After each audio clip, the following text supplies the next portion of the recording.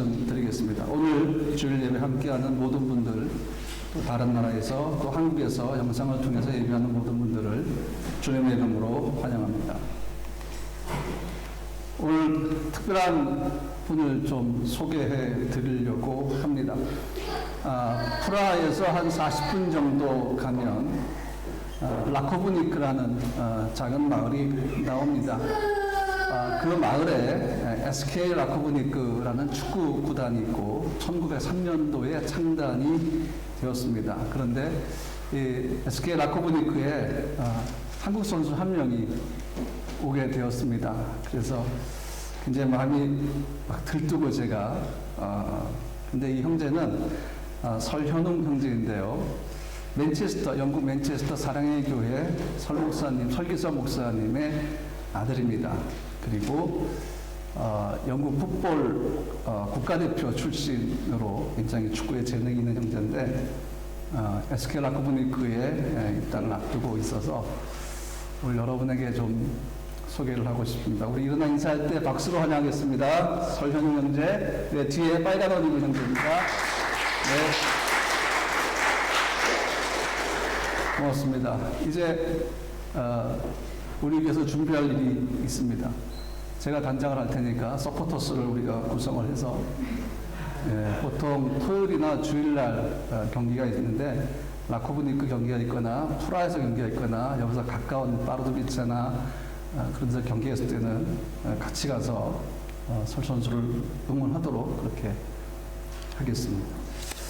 네, 또 너무나 반갑고 저에게 특별한 가정이 오늘 세르비아에서부터 왔는데 이 가정은 한국에 있을 때 제가 결혼 주례를 했던 가정입니다. 그래서 두 아이가 저렇게 있고 제 핸드폰이 사실은 고장이 나서 전혀 쓸 수 없게 되었을 때에 저에게 핸드폰을 살 수 있도록 헌금해 준 자매가 오늘 온 자매입니다. 저에게 너무 특별한 오늘 송문영 집사도 있었으면 너무 좋았을 텐데 아쉽지만 제가 소개합니다. 우리 박다영 집사님 가정 우리 박수로 환영하겠습니다. 그리고 우리 박 집사님 어미 되신 분도 오늘 같이 오셨어요. 우리 박수로 환영하겠습니다. 이틀 전에 온다는 소식 듣고 제가 너무 즐거웠어요. 너무 기쁘고 그래서 막 축구 선수 온다 그래서 심장이 뛰었고 또 다영 집사 온다 그래서 또 심장이 뛰었는데 너무 감사한 오늘 방문이어서 굉장히 행복합니다. 네, 또 우리가 환영하고 축복해야 할 분이 있나요? 없죠. 오늘 좀 많이 못 나오셨어요. 오스트라바로 오늘 아마 금요일 나가셨나 가신 분도 계시고 또 아이가 아파서 나오지 못한 분도 계시지만 그러나 예배는 많이 오든 적게 오든 항상 최선을 다해서 하나님께 드리는 것이어서 오늘 우리가 다 함께 마음을 모아서 하나님을 예배하는 시간 갖도록 하겠습니다. 성탄 감사 예배가 12월 25일 오전 11시에 이 자리에서 있습니다. 토요일이지만 우리가 함께 모이겠습니다. 성탄절이 토요일이고 그 다음 날이 주일이어서 우리가 이틀 연속으로 하나님을 예배할 수 있는 기가 막힌 선물을 받았습니다.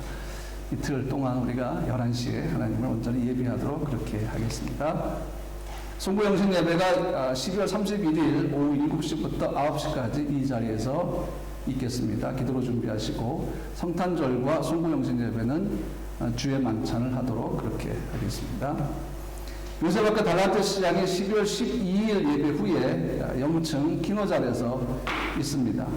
코로나 확산을 위해서 분식류는 판매하지 않고 또 사실 여러분들의 재정 후원이 좀 필요합니다. 그래서 마음에 감동이 있으신 분들은 요셉학교에 여러분들이 헌금을 해주시면 굉장히 기쁨이 있을 줄로 믿습니다. 또 물품 모음도 해주셨으면 좋겠습니다. 물품 모음은 달고나 한국과자류, 문구류, 장난감 등인데 문의는 김혜정 선교사님께 해주시기 바랍니다. 유럽 한인 여성 선교사 2기 그리고 프라하 생명나무교회 8기 마더바이즈 훈련이 드디어 마지막 시간을 가지고 이제 수료 시간 남겨두고 있습니다. 주의 은혜가 너무 감사해서 어떻게 다 감사해야 할지 모르겠습니다. 우리 교회 프로그램인 마더바이즈가 계속해서 많은 열매들을 맺고 있어서 감사가 넘칩니다. 성경 통독하고 계신 분들을 위한 선물, 김동규 작가의 십자가 목걸이 준비되고 있습니다. 성경 통독을 마치신 분들은 저에게 말씀해 주시기 바랍니다. 추가 고사항은 주보를 참조하시기 바랍니다. 다 함께 여호와를 경외하는 마음으로 자리에서 일어나 오늘 성경 본문 말씀을 공독하겠습니다. 함께 읽습니다. 헤롯 왕 때에 예수께서 유대 베들레헴에서 나심에 동방으로부터 박사들이 예루살렘에 이르러 말하되 유대인의 왕으로 나시니가 어디 계시냐? 우리가 동방에서 그의 별을 보고 그에게 경배하러 왔노라 하니 헤롯 왕과 온 예루살렘이 듣고 소동한지라. 왕이 모든 대제사장과 백성의 서기관들을 모아 그리스도가 어디에서 나겠느냐 물으니 이르되 유대 베들레헴이오니 이는 선지자로 이렇게 기록된 바 또 유대 땅 베들레헴아 너는 유대 골 중에 가장 작지 아니하도다. 네게서 한 다스리는 자가 나와서 내 백성 이스라엘의 목자가 되리라 하였음이니이다. 이에 헤롯이 가만히 박사들을 불러 별이 나타난 때를 자세히 묻고 베들레헴으로 보내며 이르되 가서 아기에게 대하여 자세히 알아보고 찾거든 네게 구하여 나도 가서 그에게 경배하게 하라. 박사들이 왕의 말을 듣고 갈새 동방에서 보던 그 별이 문득 앞서 인도하여 가다가 아기 있는 곳 위에 머물러 서 있는지라. 그들의 별을 보고 매우 크게 기뻐하더라. 집에 들어가 아기와 그의 어머니 마리아가 함께 있는 것을 보고 엎드려 아기께 경배하고 보배합을 열어 황금과 유향과 모략을 예물로 드리니라. 그들은 꿈에 헤롯에게로 돌아가지 말라 지시함을 받아 다른 길로 고국에 돌아가니라. 아멘. 자리에 앉으시기 바랍니다. 오늘 말씀의 제목은 선물입니다. 우리가 2주 전부터 계속해서 선물 시리즈의 설교를 하고 있는데 성탄절까지 이 선물 시리즈 설교는 계속됩니다. 특별히 오늘은 대림절, 주의 오심을 기다리는 대림절의 첫 번째 주일이고 앞에 그래서 대림절을 의미하는 초가 5개가 켜져 있습니다. 오늘 선물 시리즈 설교 세 번째는 동방박사들 이야기입니다. 갑자기 여러분 머릿속에 저 설교 또 듣네 이렇게 생각을 하실까봐 전혀 다른 버전으로 준비를 했습니다. 늘 듣던 설교일 수도 있지만 그러나 선물이라는 주제에 맞추어서 말씀을 묵상을 하고 준비를 했습니다. 우리는 동방박사들이 3가지 선물을 드렸기 때문에 동방박사는 3명이라고 생각을 하는데 성경은 3가지의 선물만 언급되어 있지 동방박사들이 몇 명인지는 알려주지 않습니다. 그래서 동방박사가 몇 명이었을까를 생각하지 않고 오늘은 다만 우리의 모든 말씀의 초점을 선물에 맞추도록 하겠습니다. 그리고 아기 예수님께 찾아온 선물에 대해서 함께 30분 동안 나누겠습니다. 동방박사들이 아기 예수께 드린 선물은 3가지였죠. 황금, 유향, 모략입니다. 그런데 선물이 이것이 다가 아니었습니다. 또 다른 선물들이 있었습니다. 그 선물이 뭘까요? 태어난 그날 밤에 목자들이 방문했죠. 이들도 역시 선물이었습니다. 그리고 경배했죠. 먼 동방에서 별을 따라 찾아온 동방박사들의 방문과 경배도 굉장히 귀중한 선물이었습니다. 예언의 성취, 사람들의 방문, 그 속에서의 만남, 경배, 기뻐함, 그리고 황금 유향 모략을 드린 그 마국간에 태어나 구유에 누워있는 아기 예수님께 드려진 선물들은 이처럼 굉장히 다양했다 하는 것입니다. 오늘 본문을 함께 좀 우리가 생각을 해보면서 조금 더 깊이 있게 들어가 보도록 하겠습니다. 첫 번째, 동방의 박사들은 누구인가 하는 것입니다. 과연 누굴까요? 천체를 보면서 세상의 일들을 예측하는 아주 특별한 통찰력을 가진 천문학자들로 현자들이었을 것입니다. 굉장히 지혜로운 사람들입니다. 그런데 이들은 하나님을 믿지는 않았습니다. 하나님을 믿지 않는 천문학자들인데 어떻게 유대인들이 메시아를 대망하는 것에 대해서 알고 있었을까 하는 의문이 생깁니다. 도대체 이 사람들은 어떻게 유대인도 아니면서 유대인들의 메시아 소망을 알고 있었을까 하는 것입니다. 여러 가지 추측이 있지만 그 중에 가장 신빙성이 있는 것이 바로 다니엘과 연결되어 있다라는 것입니다. 이들로부터 약 600여 년 전에 바벨론에 다니엘이 살았습니다. 그렇다면 이 동방이라는 지역은 벌써 바벨론이다라고 우리가 생각을 해볼 수 있겠죠. 600여 년 전에 바벨론이 이 바벨론 땅, 다니엘이 바벨론 땅에서 어떤 사람인가 하면 다니엘 5장 11절 말씀 보니까 왕의 나라에 거룩한 신들의 영 있는 사람이 있으니 곧 왕의 부침대에 있던 자로서 명철과 총명과 지혜가 신들의 지혜와 같은 자니이다. 왕의 부침 느부갓네살 왕이 그를 세워 박수와 술객과 갈대아 술사와 점쟁이의 어른을 삼으셨으니 그랬습니다. 탁월한 사람이었습니다. 하나님의 영의 다니엘이 임했습니다. 박수와 술객들이 예측하는 그 능력보다 비교할 수 없을 만큼의 탁월한 능력을 갖던 사람이 다니엘이었습니다. 그래서 이 왕은 느부갓네살 왕은 이 다니엘을 바빌론의 모든 현자와 술사들의 어른으로 삼았습니다. 그렇기 때문에 다니엘을 통해서 유대인의 메시아 대망에 대한 예언이 오랜 시간을 두고 박사들 사이에서 내려오고 있었다라는 것입니다. 그러므로 현자들이고 동방 박사들인 이 천문학자들은 늘 별을 보면서 유대인이 태어났을 때에 특별한 별이 나타날 것이다 라고 이미 예언을 하고 있었고 그 정보를 가지고 있었다는 것입니다. 그러므로 이 동방은 바벨론이라는 것입니다. 두 번째, 동방의 박사들은 왜 베들레헴이 아닌 예루살렘으로 갔을까라는 의문이 생깁니다. 오늘 본문도 그렇지만 사실 이 동방의 박사들이 바로 베들레헴으로 가지 않았습니다. 예루살렘으로 들어갔고 예루살렘에 소동했습니다. 헤롯이 그들을 불렀습니다. 그리고 유대인의 왕이 태어난 곳이 어디냐라고 물어보기 시작했습니다. 여러분, 왕의 탄생지는 이미 예고되어 있었습니다. 하지만 동방의 박사들은 메시아 대망에 대한 유대인들의 소망은 알고 있었지만 이미 예언된 장소는 몰랐을 것입니다. 이사야서에는 왕의 탄생지와 연관된 예언이 기록되어 있는데 그것은 바로 이새의 줄기 즉 다윗의 혈육을 따라 왕이 탄생한다는 것이었습니다. 이사야 11장 1절 말씀 보니까 이새의 줄기에서 한 싹이 나며 그 뿌리에서 한 가지가 나서 결실할 것이요. 그러니까 왕의 탄생지는 이 말씀을 따라보면 어디가 되겠습니까? 다윗의 고향 베들레헴이 될 것입니다. 그런데 동방의 박사들은 이 말씀을 몰랐다고 생각을 합니다. 왕의 탄생지는 다윗과 연결된 곳인데 동방의 박사들, 페르시아 사람들이 이것을 알 리가 없다는 것입니다. 또 한 가지 더 정확하게 미가서 5장 2절을 보면 그 장소가 예언되어 있는데 베들레헴 에브라다야 너는 유다 요소 중에 작을지라도 이스라엘을 다스릴 자가 네게서 네게로 나올 것이라 그의 근본은 상고의 영혼이 있느니라 그랬습니다. 괜찮아. 우리 교회는 아이가 이렇게 해도 괜찮아. 전혀 문제가 안 되니까 이렇게 자유롭게. 예. 자, 여기 보니까 베들레헴 에브라다야 그랬습니다. 베들레헴은 베들레헴인데 뒤에 에브라다라는 말이 무슨 말인가 하면 베들레헴의 옛 이름입니다. 베들레헴의 옛 이름이 에브라다인데 베들레헴의 뜻이 뭔지 아시죠? 떡집이라는 뜻입니다. 우리 교회도 베들레헴을 하는 분이 계시잖아요. 예.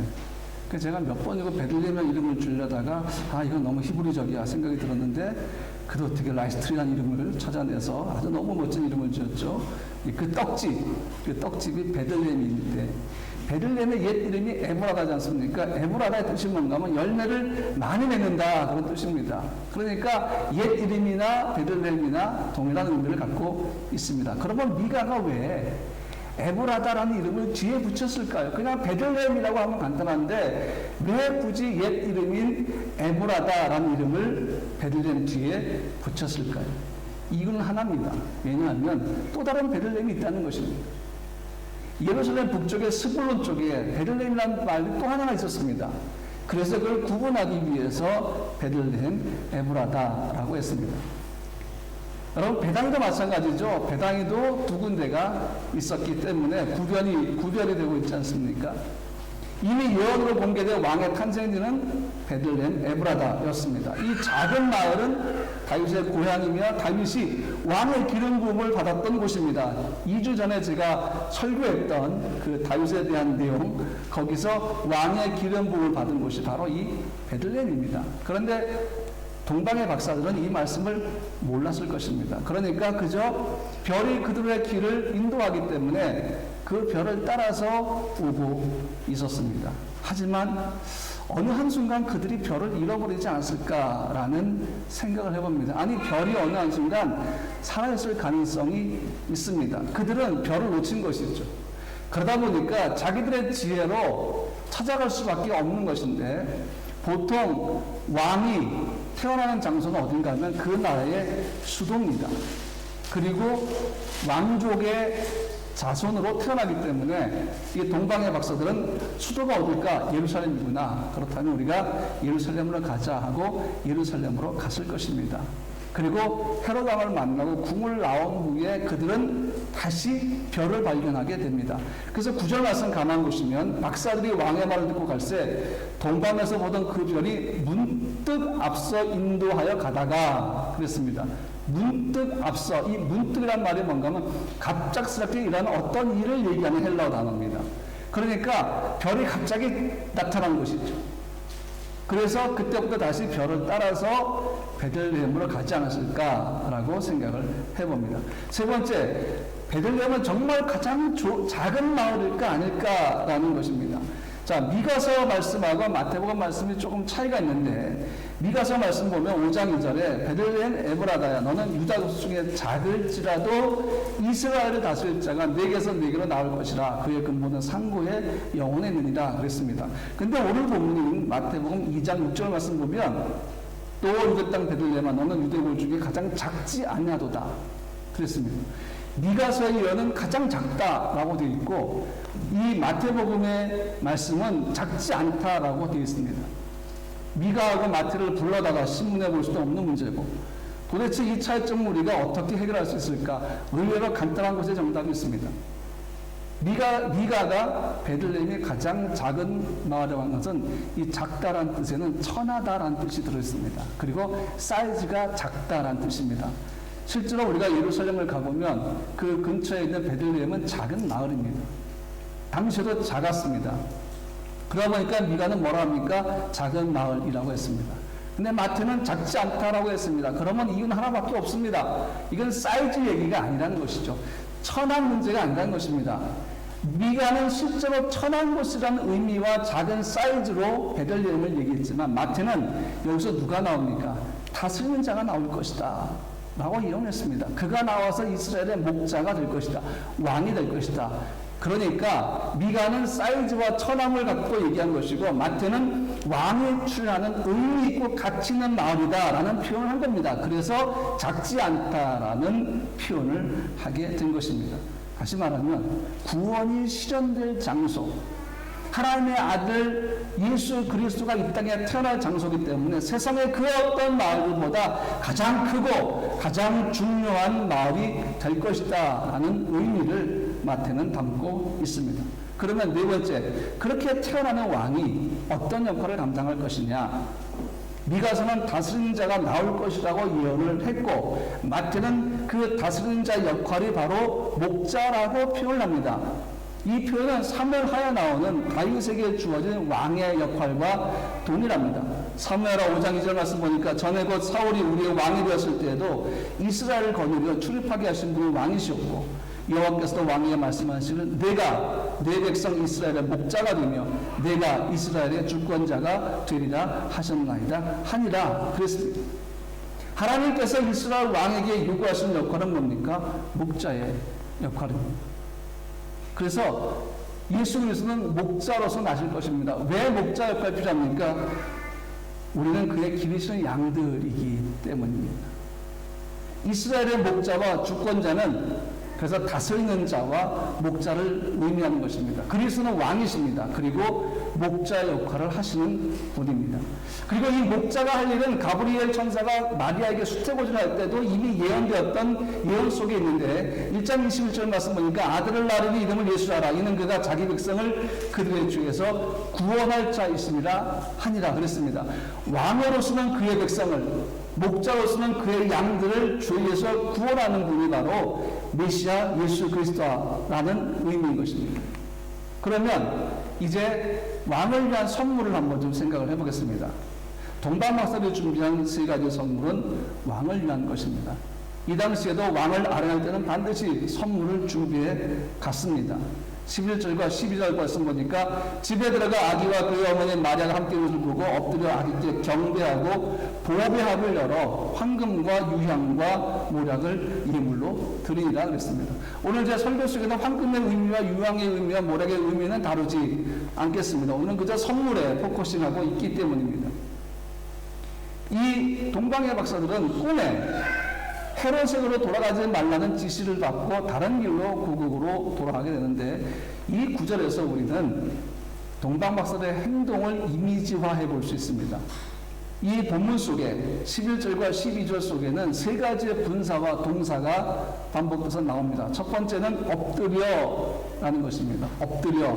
그리고 뭐합니까? 경배하고. 이게 첫 번째입니다. 두 번째, 열어서 드리니라. 이것이 두 번째 분사와 동사입니다. 세 번째, 지시하심을 받아 돌아가니라. 그러니까 온전히 성령의 역사를 따라서 그들은 하나님의 예정된 그대로 아기 예수를 경배하고 선물을 드리고 다른 길로 돌아갔다 하는 것입니다. 이사야 60장에 보면은 모든 나라들과 왕들이 메시아에게 나와드린 선물이 예언되어 있는데요. 허다한 낙타, 미디안과 에바의 어린 낙타가 네 가운데 가득할 것이며 스바 사람들은 다 금과 유향을 가지고 와서 여호와의 찬송을 전파할 것이며. 그러니까 왕에게 드리는 예물들은 사실은 고정되어 있다는 것입니다. 황금과 유향이라는 것입니다. 그리고 예수님께는 뭐가 더해졌습니까? 모략이 더해졌습니다. 여러 가지 의견들이 있지만 세 가지 선물에 특별한 간단한 의미를 한번 좀 부여하고 넘어가는 것도 괜찮다는 생각이 듭니다. 황금은 왕의 권위, 유향은 예수의 신성, 모략은 예수가 받을 순환과 죽으심을 의미한다는 해석들이 있고, 칼빈은 왕 대신 그리스도가 황금, 그 다음에 유향은 대제사장 대신 그리스도, 그리고 모략은 우리를 위해 죽으신 그리스도를 의미한다고 했습니다. 이 모략은 시체 방부제로도 사용되어 있기 때문에 그리스도의 순환을 의미한다라고 해석하는 신학자들이 많이 있습니다. 자, 그런데 여러분들은 이 본문을 읽고 성탄절이 되면서 이런 생각을 한번 해보셨을까 궁금합니다. 그게 뭔가 하면 황금과 유향과 모략, 그 고가의 선물들은 과연 어떻게 되었을까 하는 것입니다. 미처 여러분들이 놓치고 있던 부분 아닌가요? 여러분이 놓치고 있어야 제 설교가 좀 더 탄력을 받는데, 아차 싶은 표정에 진짜 내가 왜 그 생각을 못 해봤지라는 그런 생각을 하신다면 제가 조금 더 깊이 있게 말씀을 전할 수 있을 것 같습니다. 자, 어떻게 되었을까? 황금, 유향, 모략 어디 갔을까? 어디로 사라졌을까요? 아니면 어떻게 사용되었을까?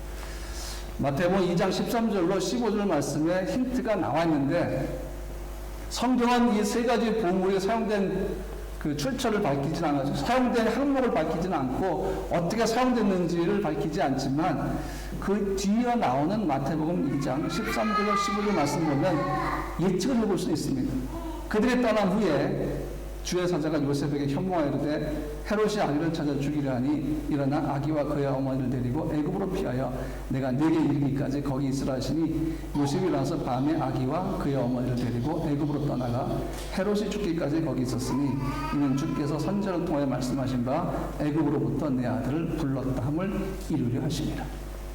이 말씀 속에 무슨 힌트가 들어있습니까? 요셉이 헤롯이 아기를 죽이려 한다는 선생의 말을 듣고 어떡합니까? 아내와 아기를 데리고 애굽으로 떠나갑니다. 자, 그러면 갓 태어난 아이와 이제 막 출산한 아내를 데리고 먼 애굽으로 광야길을 가려면 뭐가 필요합니까? 재정이 필요합니다. 그리고 애굽에 가서 살려면 또 뭐가 필요합니까? 생활비가 필요합니다. 황금과 유향과 모략은 아기 예수의 생존을 위해서, 생명의 위협을 피해서 그 생존에 사용된 것이 아닐까라고 생각을 해봅니다. 여러분, 하나님은 우리의 필요를 따라 모든 것들을 준비하시는 분이십니다. 준비하고 계시다가 우리가 믿음으로 구할 때 그것을 응답으로 주시는 분입니다. 그럼 우리가 왜 받는 것이 없을까요? 구하지 않았습니다. 응답은 무엇인가 구한 것에 대한 것입니다. 기도하지 않으면 응답받지 못합니다. 그저 이게 필요한데 라고 그저 소원만 품고 있다고 해서 주님이 주신 게 아닙니다. 기도하라. 나를 찾아라. 그럼 내가 너를 만나리라. 너는 내게 부르짖으라. 내가 내게 응답하겠고 내가 알지 못한 크고 비밀한 일을 내게 보이라고 말씀하셨습니다. 그러므로 기도는 우리가 당연히 해야 할 마땅한 일이라 하는 것입니다. 하나님은 이미 헤롯이 아기들을 죽일 걸 아시고 황금과 유향과 모략을 준비하셔서 동방의 박사들의 손으로부터 예수님께 드리게 하였고, 그것은 애굽으로 피신했다가 다시 돌아오는데 유용하게 사용되었다라고 저는 생각을 합니다. 하나님의 준비하신 여호와 이레가 다시 한번 나타나는 순간이었다라는 것을 우리가 알 수가 있습니다. 결론을 말씀드립니다. 목자들의 경배와 동방박사들의 경배가 있었습니다. 여러분 아시죠? 예수가 태어난 밤에 들에서 양을 치던 목자들이 천군 천사의 그 찬양을 들은 후에 베들레헴으로 와서 아기 예수께 경배합니다. 동방의 박사들도 마찬가지입니다. 그런데 목자들의 경배와 동방 박사들의 경배의 시기가 다릅니다. 똑같이 태어난 날 밤에 그들이 와서 경배한 것이 아닙니다. 누가복음에 나오는 목자들의 경배는 예수께서 탄생하신 날 이루어졌습니다. 그런데 동방 박사들은 그 후에 아기 예수를 경배했는데 어떻게 알 수 있는가 하면 누가복음에 나오는 아기라는 단어와 그 다음에 마태복음에 나오는 아기라는 단어가 헬라어가 다릅니다. 누가복음에 나오는 단어는 브레포스라고 해서 신생아를 의미합니다. 그런데 마태복음 오늘 본문에 나오는 아기는 파이디온이라고 합니다. 신생아에서 어느 정도 자란 아기라는 뜻이죠. 그러므로 목자들은 그날 밤에 경배했지만 동방 박사들은 조금 더 시간이 지난 다음에 아기 예수를 경배했다 하는 것을 알 수가 있습니다. 여러분, 아기 예수님께 드리는 선물은 황금, 유향, 모략처럼 눈으로 보이는 것들만이 아닙니다. 동방 박사들의 긴 여정, 그들의 수고와 헌신, 그리고 마침내 별이 멈추고 아기 예수를 만났을 때 그 참을 수 없는 기쁨, 크게 기뻐하고 기뻐하더라라는 그 말씀 통해 알 수가 있지 않습니까? 그리고 아기로 누워있지만 만왕의 왕 메시아로서 그들이 경배하는 모습, 정중함, 예의가 있는 태도, 그 모든 것들이 예수님의 탄생을 위해 준비된 선물이었습니다. 우리는 보통 선물 그러면 실물로만 생각하지만 실제로 우리가 서로에게 줄 수 있는 가장 고귀한 선물은 마음이고 그리스도의 성품을 가진 태도라는 것입니다. 그렇다면 오늘 주님이 우리에게 주시는 선물은 무엇일까를 제가 마지막 말씀, 결론 중에 결론으로 한번 좀 생각해 보려고 합니다. 무엇이 있을까요? 우리를 향한 주의 마음, 우리를 향하여 기뻐하시는 주님의 그 기쁨, 우리를 구원하시기 위해 우리의 역사와 삶으로 들어오신 그 일, 우리를 자녀로 삼으시고 선하고 아름다운 것들을 공급하시는 주님의 공급, 염려하지 마라, 걱정하지 마라, 두려워하지 마라 라는 주님의 격려, 너는 내 것이라고 말씀하시는 주님의 고백, 많이 힘들지라고 말씀하시는 주님의 위로, 그리고 우리가 이해할 수 있도록 우리의 언어로 말씀하시는 주님의 배려, 그리고 성탄의 의미를 알게 하시면서 또한 우리에게 다시 오실 주님 재림에 대한 약속도 확인해 주시는 그 주님의 마음, 이 모든 것들이 다 성탄절을 준비하는 우리에게 주시는 주님의 선물입니다. 주를 향한 기다림은 이제 다시 오실 주를 향한 마라나타의 마음으로 준비가 되고 있습니다. 이제 여러분에게 이런 질문을 드리고 싶습니다. 주님은 우리에게 가장 크고 영화로운 선물입니다. 값으로 매길 수 없는 주님은 고귀한 선물입니다. 그렇다면 여러분은 주님 앞에서 어떤 선물이냐 하는 것입니다. 여러분도 주님 앞에서 가장 고귀한 선물입니까? 귀하고 세상의 그 어떤 것과 비교할 수 없는 선물입니까? 여러분은 어떤 존재입니까? 정답은 아실 겁니다. 우리도 여러분도 주님 앞에 가장 귀하고 소중한 선물입니다. 왜? 주님이 자기 생명을 내어주고 우리를 얻으셨기 때문입니다. 깨어진 하나님과 우리의 모든 관계가 주님의 순환과 그분의 희생을 통해서 우리에게 회복되어졌기 때문에 우리가 웬만큼 귀하지 않고는 하나님의 아들이 어찌 자기 생명을 주시겠습니까? 그러므로 우리의 귀함은 우리 속에 있는 예수의 생명 때문에 귀한 가치를 발휘하는 것입니다. 의미가 가치를 부여합니다.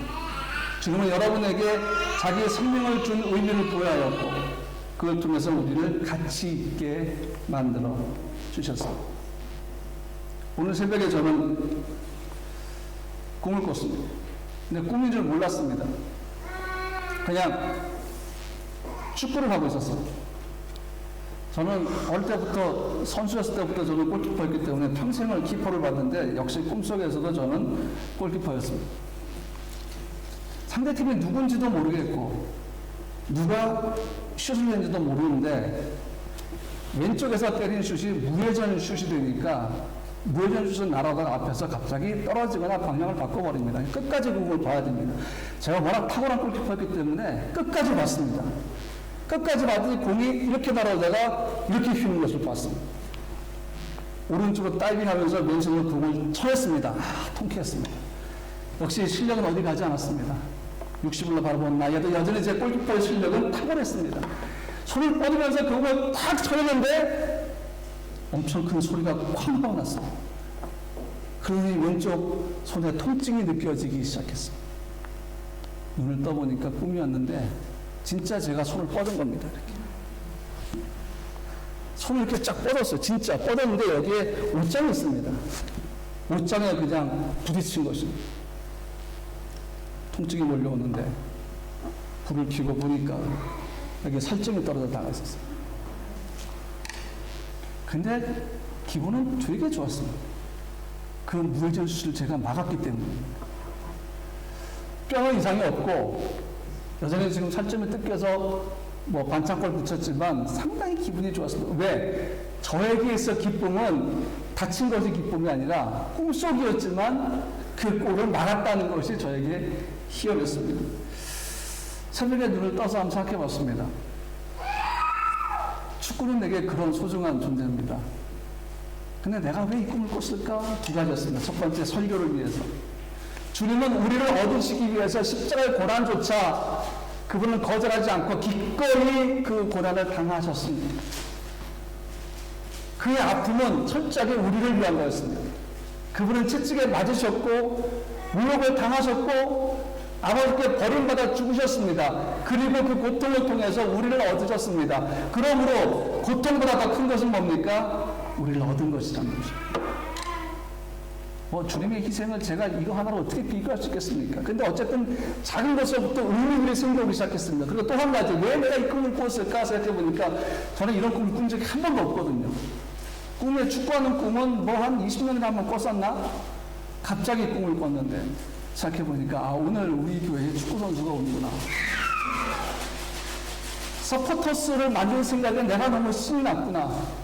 그동안 뭐 2부 리그식에서 한국 선수들이 있었지만은 사실은 예전에는 파르드 비치에 있을 때는 제가 갔었지 않습니까? 김대현 선수 공격할 때마다. 근데 없어졌어요. 파라 북쪽에도 한 번 있었는데 코비드 때문에 다 막혀서 못 갔습니다. 그리고 다른 곳으로 가버렸습니다. 축구는 중계보다 현장에서 보는 게 훨씬 더 재밌습니다. 축구는 중계는 카메라만 따라가야 됩니다. 카메라는 공하고 선수만 따라갑니다. 현장에서 보면 전체가 다 보입니다.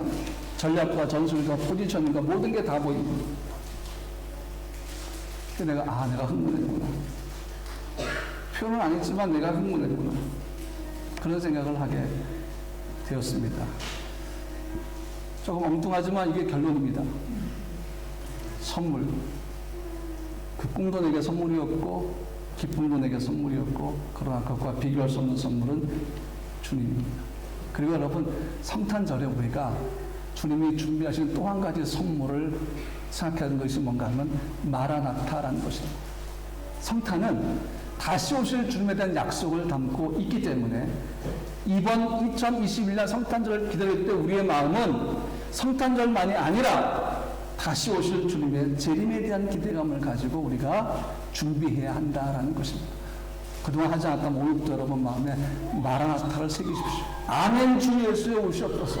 속히 오시옵소서. 우리가 갈망하며 기다립니다. 우리 프라하 생명나무교회는 어떤 교회입니까? 예수의 재림을 기다리는 교회입니다. 예수의 재림을 기다리며 소망하는 교회입니다. 갈망하는 교회입니다. 그리고 우리는 그것을 준비하는 교회입니다. 여러분 삶을 통해 준비하십시오. 마음을 통해 준비하십시오. 그분 분명히 다시 오십니다. 언제가 될지는 모르지만 반드시 다시 오십니다. 이제 우리가 함께 이 찬양을 함께 부르면서 주의 초림에 대한 감사와 재림에 대한 기대감을 주 앞에 고백하는 시간을 잠깐 가질 텐데, 이 찬양은 오랜 찬양입니다. 근데 그렇게 어렵지 않은 찬양이어서 저와 함께 부르다 보면 성령이 여러분의 마음을 터치하실 것이고, 이 찬양의 가사가 여러분의 고백으로 주 앞에 되어지게 될 줄로 믿습니다.